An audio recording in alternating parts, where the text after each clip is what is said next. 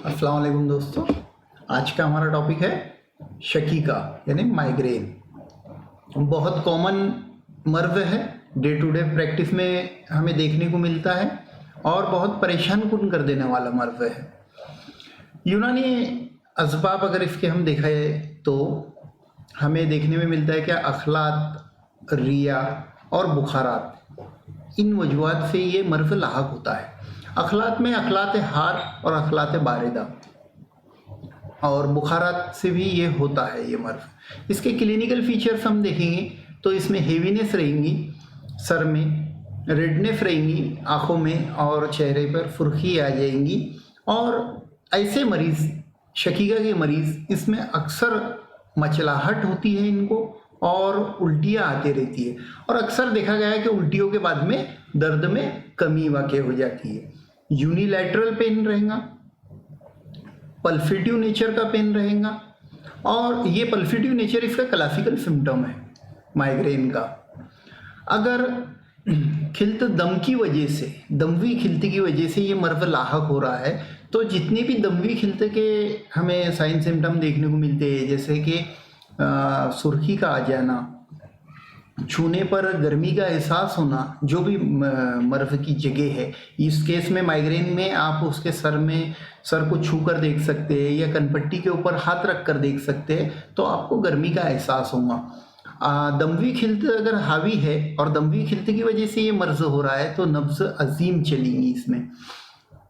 अगर ये मर्ज सफरावी खिलते की वजह से हो रहा है, सफरा की ज़्यादती की वजह से हो रहा है, तो येलोइश रहेंगी बॉडी, कंजक्टाइवा, बिटर टेस्ट रहेगा मरीज में, उसको बिटर टेस्ट का एहसास होगा।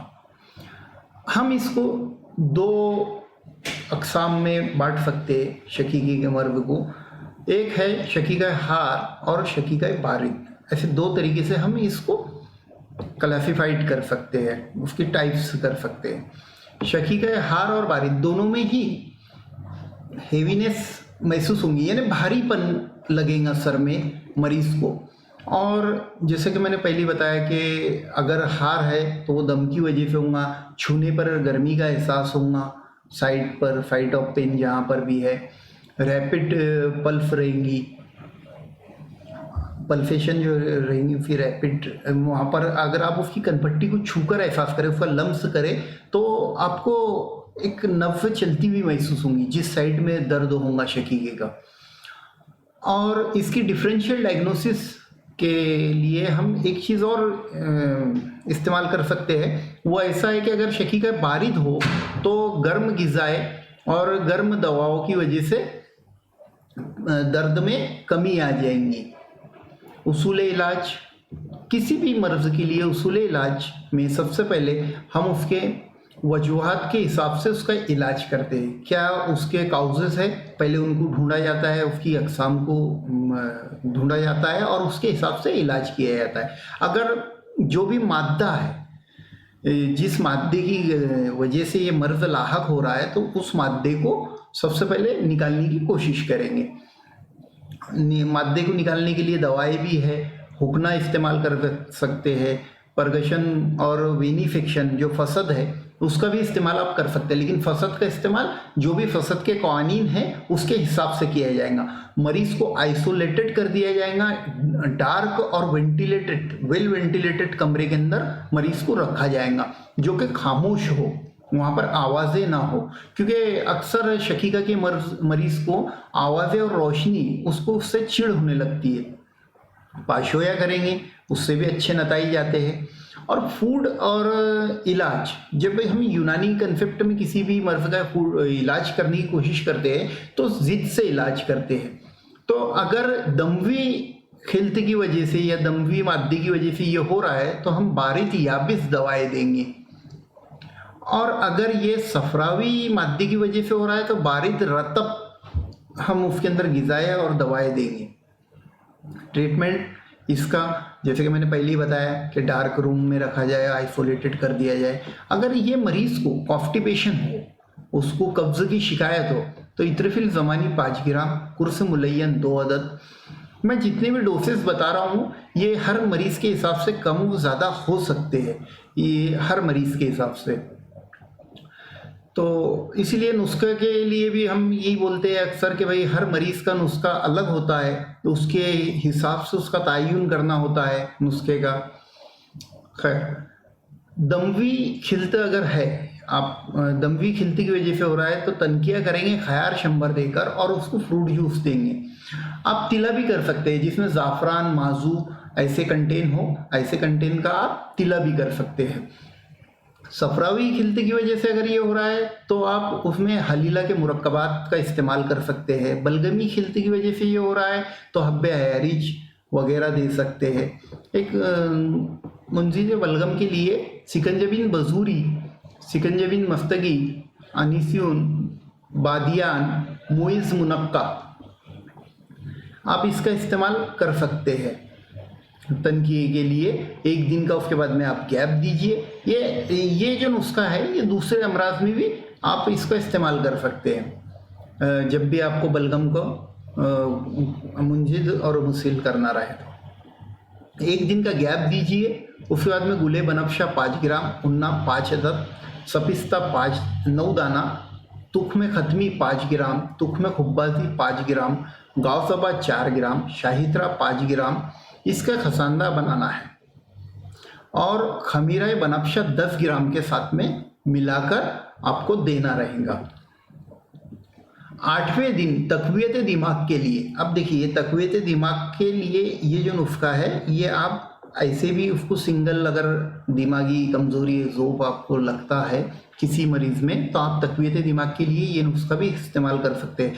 खमीरा गावबा अंबरी जौहर वाला 5 ग्राम, उसमें 5 अदद बादाम ले लीजिए, मगज़ कद्दू शीरी 3 ग्राम, मगज़ तरबूज 3 ग्राम, तुख्म काहू 3 ग्राम और तुख्म खशखाश सफ़ेद 3 ग्राम। ये तकवीयत दिमाग के लिए नुस्खा है। एक जिमाद है जो आप कनपट्टियों पर जब चलता हुआ एहसास होता है तो वहाँ पर आप इस तरीके से जिमाद भी इस्तेमाल कर सकते हैं। बरगे अनार, चावल, गुले मुल्तानी और हल्दी, ये 3 ग्राम लेना है आपको और इसको पीसकर जिमाद करना है। रीठे का पानी भी आप 1 कतरा डाल सकते हैं, 1 कतरे से ज़्यादा ना हो, ज़्यादा भी रीठे का पानी कंटिन्यू नाक में ना डाले, 1 कतरा डाल दे। और बेहतर है कि उस नॉस्ट्रिल में डाले जिस तरह साइड में दर्द है, तो उससे भी अच्छा फ़ायदा मिल सकता है। इत्रफिल किशमिश भी देंगे रात में गर्म पानी के साथ में। अगर आपको लगता है कि दमवी और सफरावी दोनों खिलते की वजह से वो मादा तैयार हुआ है जिसकी वजह से शकीका का मर्ज लाहक हुआ है, तो आप ऐसी सूरत में बेदाना, शीरे उन्नाब, शीरे काहू और शीरे किशमिश का ये दवाओं को शरबत नीलोफर के साथ में इस्तेमाल कर सकते हैं। अगर आपको लगता है कि सफरावी और बलगमी खिलती की वजह से ये मर्ज है तो उस वक्त आप गावजबा, उन्नाब, बनफशा को इस्तेमाल कर सकते हैं। इसमें नतूल के भी बहुत अच्छे नतीजे आए हैं। अभी लेटेस्ट रिसर्च के हिसाब से नतूल के ऊपर भी बहुत ज़्यादा काम हो रहा है और इसमें नतूल भी कर सकते हैं आप। अर्क गुलाब, जोशानदे खशखाश और उसमें ऐड कर सकते हैं बाबूना नाखुना ऐड कर सकते हैं। कुर्स मुसल्लस, ये जिमात के लिए है।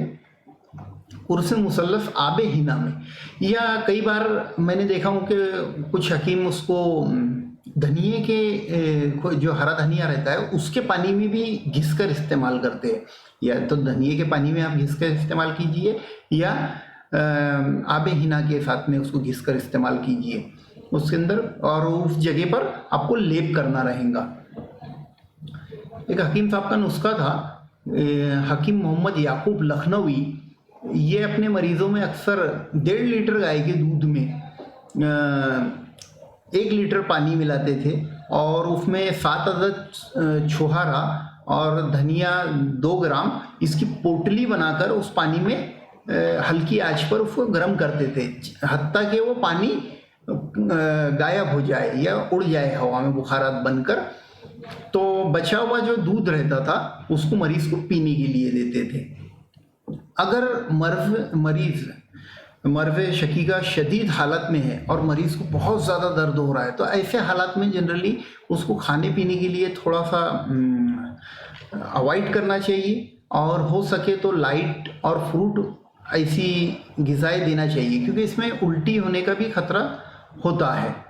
तो जब शिद्दत हो, एक्यूट हो मर्व, तो उस वक्त आप उसको खाने पीने में थोड़ा रिस्ट्रिक्शन कर दीजिए। अब इसमें ग़िज़ाएँ क्या क्या देना है, तो ग़िज़ाओं में आपको लाइट डाइट देना है, जैसे खिचड़ी हो गया है ना, यखनी है, मूंग की दाल है। और एक चीज़ ये है कि आप मुर्गे का या बकरे का ब्रेन भी उसको खाने के लिए एडवाइस कर सकते हैं। जलेबी है, बताशा है, तो ये चीज़ें उसको खाने को देना चाहिए। क्या नहीं देना चाहिए, परहेज़, तो आप उसको आलू नहीं देंगे, अरवी नहीं देंगे, बैंगन नहीं देंगे, उड़द की दाल, अदरक लहसुन वाला ज़्यादा खाना, मछली और तली हुई चीज़ें, ये सब चीज़ों को अवॉइड कीजिए। इससे बेहतर नतीजे मिलेंगे आपको। शुक्रिया, अल्लाह हाफिज़। चैनल को सब्सक्राइब कर लीजिए, कंटिन्यू वीडियो पाने के लिए लाइक कर दीजिए, और अगर आपको लगता है कि ये काम अच्छा है और तो इसको आगे फॉरवर्ड कर दीजिए। शुक्रिया, अल्लाह हाफिज़।